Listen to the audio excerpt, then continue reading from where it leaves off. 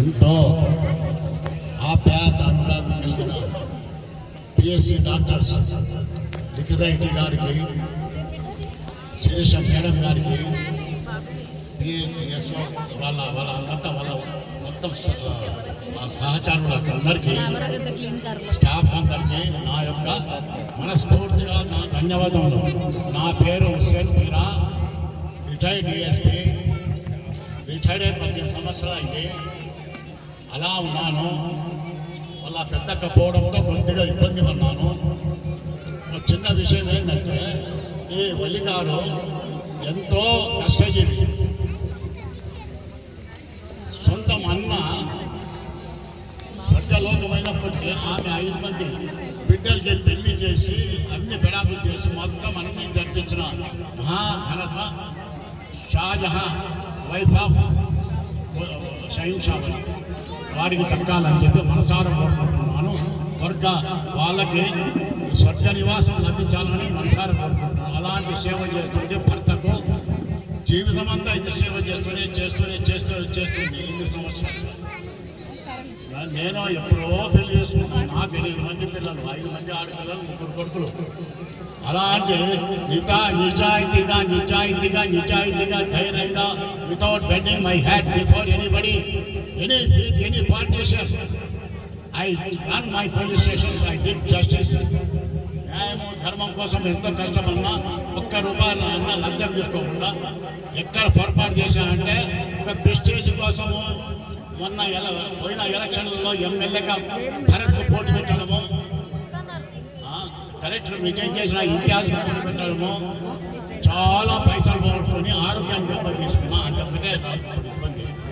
ఆ తర్వాత నా భార్య వెళ్ళిపోవడము అంటే ఇలా పెద్ద అలాంటి బతుకు మాది. ఇంకా రెండవ సంఘటన అంటే ఇద్దరే కల్చర్లలో ఒక ఆమె శంషాద్ బేగం వెళ్ళిపోయింది, ఖుర్షీద్ బేగం ఉంది. అదంతా పెద్దన్న వెళ్ళిపోయినాడు, స్వర్గవస్తువులు అయిపోయి 100 సంవత్సరాలు అయింది.